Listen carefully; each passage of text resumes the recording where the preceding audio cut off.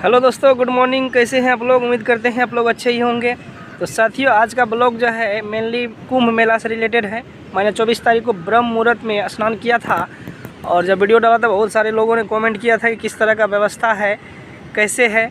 उसी से रिलेटेड मैंने सोचा कि एक ब्लॉग ही बना के डाल दूँ। जब मैं गाँव पहुँचूँगा तो थोड़ा समय लेके और एक ब्लॉग मैं बना दूँ। तो साथियों, ये मैं बताना चाहूँगा कि मैंने भी जब कुंभ मेला शुरू हुआ था, यानी मकर संक्रांति के दिन, और आज जो है 26 फरवरी है, शिवरात्रि है और आज लास्ट है। आज कोई सोचेंगे तो हमको नहीं लगता कि अब तो पहुंच पाएंगे जो बिहार के लोग हैं। तो मैंने 23 तारीख को चला और 24 को स्नान किया सुबह सुबह। तो कुछ चीज़ें होती है जो आप यहाँ से अनुमान नहीं लगा सकते हैं। आप वहाँ पहुँचिएगा तो ही आपको पता चलेगा कि क्या व्यवस्था है क्या नहीं है। मैं भी पहले इसी तरह से सोचता था कि और जो 29 तारीख को भगदड़ हुआ था कि नहीं जाना है, नहीं वहाँ पे इस तरह का व्यवस्था है, कुछ भी व्यवस्था नहीं है। लेकिन मैं जब वहाँ पे गया तो मुझे पता चला कि यहाँ का व्यवस्था फुली टाइट है। व्यवस्था में किसी तरह का कमी नहीं है। लोगों द्वारा इसको बदनाम किया जा रहा है। तो मैं शुरू से आप लोगों का जर्नी बताता हूँ कि कैसा मेरा रहा। तो साथियों, मैं फाइनली जो है 23 तारीख को रात को डिसाइड किए कि चलना है। मम्मी पापा को भी बोले लेकिन वो लोग मना कर दिए। मुझे बड़ी दुख हुआ क्योंकि हम लोगों ने क्या कहते हैं 12 तारीख को टिकट बनाया था। 12 फरवरी को ही सोचे 12 फरवरी को चलेंगे। थर्ड एसी में टिकट था, लेकिन ट्रेन का हाल हम देखे कि एसी को ही जो यात्री है वो एसी को भी नहीं देख रहे हैं, उसमें भी जनरल जैसा हाल हो गया था। तो टिकट हमने कैंसिल कर दिया था और इस तरह से फिर जो है फिर प्लान बना, लेकिन फिर कैंसिल हो गया, पता नहीं क्यों। लेकिन जो है सोचे कि चलते हैं, हम अकेले चलते हैं और एक दोस्त को साथ किए। उसके बाद जो है चले। तो फिर जो है 23 तारीख के रात में 3 बजे जगना था और 4 बजे घर से निकलना था। घर से स्टेशन की दूरी लगभग 15-17 किलोमीटर थी और 4 बजे मैंने घर से प्रस्थान किया। उतना रात को जो कोई गाड़ी में नहीं मिला तो मैं अपने बाइक से ही एक लड़का को साथ किया और उनको बोले कि मेरे स्टेशन तक छोड़ने के लिए। तो हम चले।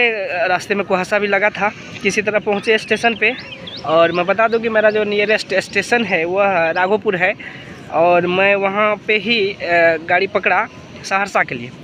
लेकिन जब मैं वहाँ 4:30 में मैं वहाँ पहुँच गया और गाड़ी जो है 5 बजे थी, लेकिन 5:30 तक जो है ट्रेन आ चुकी थी। तो 5:30 बजे जब ट्रेन आई तो उसमें हम देखे कि ये तो राजरानी है। और राजरानी आप जानते हैं कि ये ट्रेन जो है सहरसा से पटना के लिए चलती है। और सहरसा पटना के लिए जो चलती है वह ट्रेन कुंभ मेला के लिए यहाँ ललित ग्राम से जो है उसको परिचालन किया गया था, ललित ग्राम से पटना के लिए। तो मैंने उस ट्रेन में चढ़ गया और प्लान था कि सहरसा में जो है 9 बजे ट्रेन दिखा रहा था मेला स्पेशल, वो पकड़ने का। तो फिर सहरसा पहुँचे हम लोग, 7 बजे से पहले पहुँच गए और वहाँ पे गए। तो फिर वहाँ पे उतर गए ट्रेन से। उतरने के बाद मैंने पूछताछ सेंटर में पता किया कि ट्रेन जो 9 बजे थी वह कब जाएगी। तो वहाँ पे एक सूचना टंगा हुआ था कि जो ट्रेन 9 बजे जाएगी वह 2 बजे जाएगी। तो तभी मन में लग गया कि ये ट्रेन का कोई जो है टाइम टेबल नहीं है, ये पता नहीं 2 बजे भी खुलेंगे कि नहीं खुलेंगे। तो जो मेरा दोस्त था और उनसे मैं बातें शेयर किया और उनको बोले कि ये ट्रेन जो है ये अभी जो है 9 बजे नहीं जाएगी, ये 2 बजे दिखा रहे हैं। तो आप ऐसा कीजिए, चलिए पटना। तो हम लोग उस ट्रेन में फिर से चढ़ गए। किसी तरह सीट मिल गया क्योंकि मैं उतर गया था। सीट मिलने के बाद जो है फिर जो है हम लोग पटना चल गए। राजरानी जानते ही हैं कि बहुत ही फास्ट गाड़ी है और वह 11:30 बजे तक जो है पटना पहुंचा दिए। फिर वहां से ब्रह्मपुत्रा मेल पकड़ने का प्लान था जो कि कामाख्या से आती है और नई दिल्ली तक जाती है और प्रयागराज होके ही जाती है। तो सोचे वो गाड़ी पकड़ लेंगे, लेकिन उसमें तो पहले से ही खचाखच भीड़ रहता है। फिर भी साहस जुटाए कि किसी तरह पकड़ना है। लेकिन तभी एक अनाउंस होती है कि 7 नंबर प्लेटफॉर्म पे महाकुंभ स्पेशल लगी हुई है। तो मैंने झट से वो ट्रेन में पकड़ लिया। मेरा दोस्त भी था, वो भी झट से उसमें बैठ गए और सीट हम लोगों को मिल गया।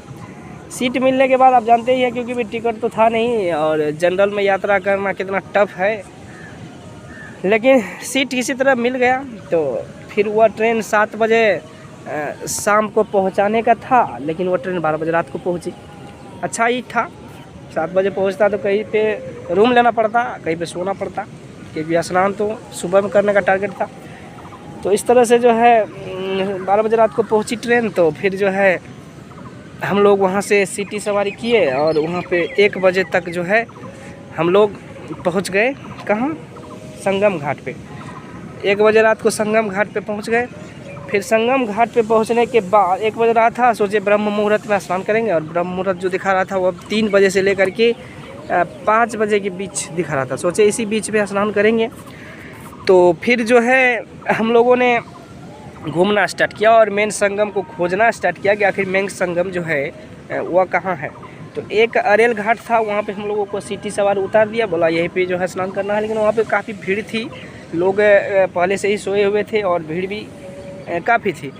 तो हम लोगों ने आगे बढ़ा, सोचा कि गंगा ये नदी को उस पार चलते हैं, क्योंकि हम लोग ये अरेल घाट, अगर आप यहाँ पे आइएगा, अरेल घाट जो है यमुना साइड है और उस साइड जो है झूसी साइड जो है वह उस गंगा है।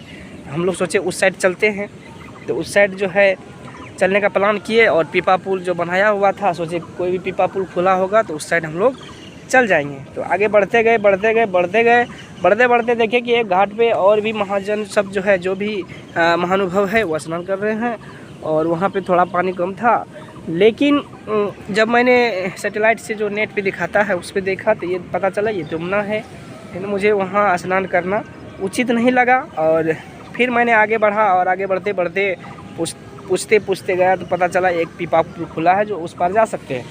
तो हम लोगों ने उस पार गया पीपा पुल से, और उस पार जाने के बाद तो वहाँ पे थोड़ा अच्छा व्यवस्था था, उस साइड रोड भी बनी हुई थी। तो फिर वहाँ पे हम लोगों ने संगम का क्षेत्र को खोजा, जो कि सेक्टर नंबर 19, 20, 21, 22, 23, 24 इस तरह से करके था। और वहाँ पे हम लोगों ने फाइनली जो है 4:30 बजे स्नान किया।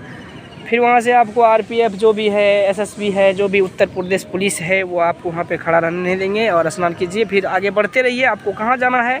प्रयागराज जंक्शन जाना है कि प्रयागराज छिपकी जाना है कि झूसी जाना है कि नैनी जंक्शन जाना है, आप बढ़ते रहिए, आप वहाँ पहुँच जाइएगा। लेकिन हमें खास करके इसका सार मैं बता देना चाहता हूँ कि ये जो है व्यवस्था फुली टाइट थी। हमें वहाँ जाने के बाद ही पता चला कि मम्मी पापा को भी अगर लाते तो किसी तरह का दिक्कत नहीं होता, लेकिन मिस्टेक हो गया। अब कामना करते हैं कि अगला जो कुंभ कहीं पे लगे तो मैं घुमा दूँ, क्योंकि मैं वहाँ पे देखा कि जो व्यक्ति चल भी नहीं पा रहे थे वो भी आ रहे थे और बड़ी आसानी से स्नान करके वहाँ से जा रहे थे। तो किसी तरह का दिक्कत नहीं था। ये कुंभ को बदनाम करने का इस तरह से रचा गया है। आप जो मीडिया में देखते इतना सारे भीड़ है, ये है, आपको टिकट है, अगर एसी में है तो आपको किसी भी तरह का दिक्कत नहीं है। तो मैं पहले ये बता देना चाहूँगा कि कहीं भी जाने के बाद ही कुछ पता चलता है कि वहाँ की व्यवस्था क्या है, कुछ देखने से नहीं पता चलता है। हम लोग भी माइंड में बहुत तरह का बात चल रहा था, नहीं जाते तो शायद दिमाग में चलता ही रहता। तो यही संदेश था खास करके इस ब्लॉग में। तो कैसा लगा आप लोग कमेंट में बताइएगा। चैनल पर नए हैं तो इसे फॉलो कर लीजिए। चलिए मिलते हैं अगले ब्लॉग में, तब तक के लिए जय हिंद, हर हर महादेव।